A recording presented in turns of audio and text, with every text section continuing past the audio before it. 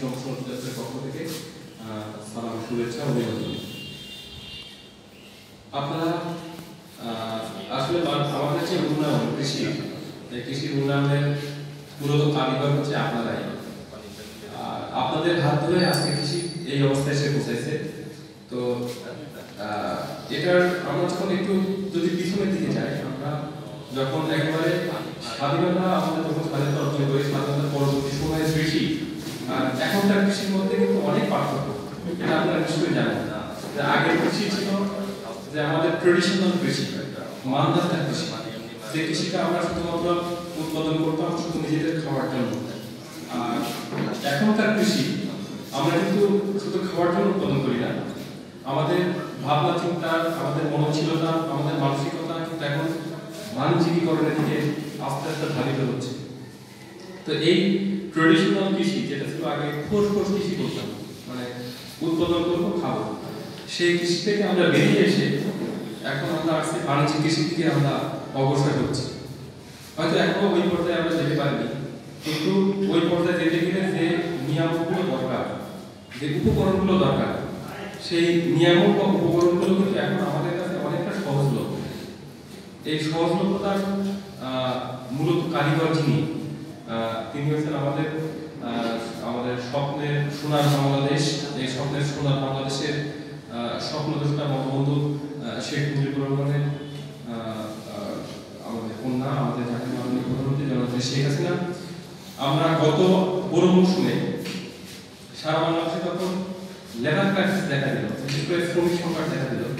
এই শ্রমিক সংকট দেখা দেওয়ার অনেকগুলো কারণ আছে, তার মধ্যে একটা কারণ খুব ইম্পর্টেন্ট, সেটা হলো আমাদের তরুণ যারা এই কৃষিটাকে এগিয়ে নিয়ে যাবে, এই তরুণদের একটা মেজরিটি অংশ যারা বিভিন্ন সময়ে বিদেশে অবস্থান করছে বা বিদেশে যাচ্ছে, তাহলে এই কৃষিটা নির্ভর করবে কারা, কৃষিটাকে এগিয়ে নিয়ে যাবে কারা, এটা একটা মেজর একটা সমস্যা দেখা যাচ্ছে আমাদের দেশে।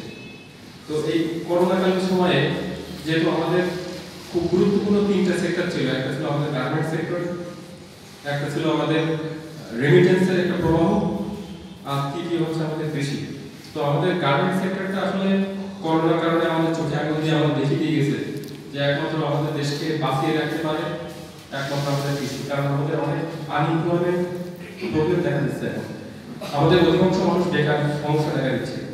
আমাদের যে রেমিটেন্সের প্রভাব ছিল, সেই রেমিটেন্সের প্রভাব আমাদের গত 2 বছরের তুলনায় 2 বছরে যে অর্জন হয়েছে আমাদের এই করোনাকালীন সময় তার কয়েক গুণ বেশি। এটার একটা কারণ দেখা গেছে যে আমাদের যে সময় মানুষ বিদেশে অবস্থান করছিল তারা ইনসিকিউর ফিল করছিল এবং তারা যে সঞ্চিত অর্থ সেই টাকাটা তারা দেশে নিয়ে আসছে। এখন দেশে যেহেতু আমাদের টাকাটা চলে আসছে, এই টাকাটা আমাদের একটা নির্দিষ্ট জায়গায় বা একটা বিনিয়োগের একটা জায়গা লাগবে। সেই বিনিয়োগের সেফ বিনিয়োগ, মানুষ চায় নিরাপদ বিনিয়োগ হোক। তো একমাত্র কৃষি একটা ভরসার স্থল, যে জায়গাটা একটা নিরাপদ বিনিয়োগের একটা জায়গা হতে পারে।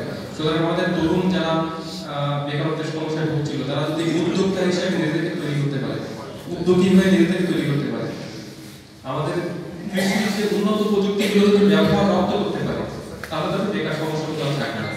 আমাদের শ্রমিক সংকট অনেকটা সমাধান হয়ে যাবে। আমাদের মাননীয় কৃষিমন্ত্রী, আপনারা জানেন, উনি একজন প্রথিতযশা বিজ্ঞানী ছিলেন। উনি আমাদের কৃষিমন্ত্রী এবং কৃষিবিদ বটে। সুতরাং কৃষি সম্পর্কিত বিষয়গুলো ওনার একেবারে লোকদর্পণে। এবং যখন শ্রমিক সংকট দেখা গেল, সাথে সাথে উনি ঘোষণা করলেন যে আমাদের ভর্তুকিতে আমাদের এই কৃষি যন্ত্রপাতিগুলো সরবরাহ করতে হবে। তো এই কৃষি যন্ত্রপাতি যেহেতু আমরা ভর্তুকিতে দিচ্ছি, আমাদের দেশের উন্নয়ন শুধু গভর্নমেন্ট কেন্দ্রিক না, আমাদের সামগ্রিক উন্নয়নটাই আছে আমাদের উন্নয়ন। এটার জন্য আমরা একটা কথা বলি সবসময়, গভর্নমেন্ট বলে, সেটা হলো পাবলিক প্রাইভেট পার্টনারশিপ। মানে শুধু পাবলিক মানে গভর্নমেন্ট আর প্রাইভেট কোম্পানি, এই পার্টনারশিপটা যদি মজবুত হয় তাহলে উন্নয়নটা আরো বেশি ত্বরান্বিত হয়।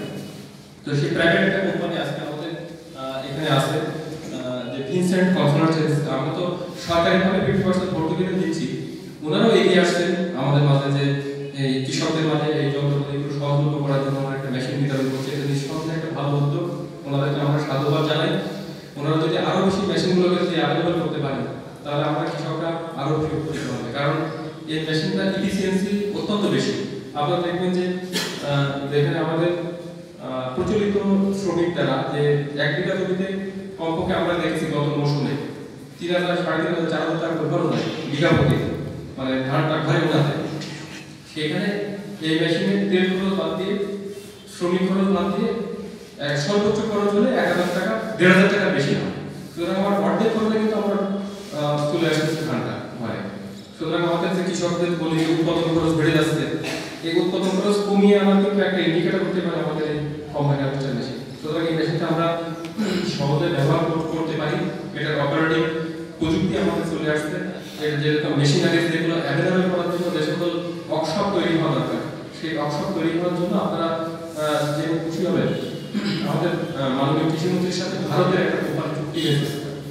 আমাদের কৃষি সম্প্রসারণ অধিদপ্তর প্রায় 3500 কোটি টাকার একটা প্রকল্প হাতে নিয়েছে এই মেশিনগুলো 50% ভর্তুকিতে দেওয়ার জন্য। তো এটা হয়তো অচিরেই এটা আমরা সুফল পাবো।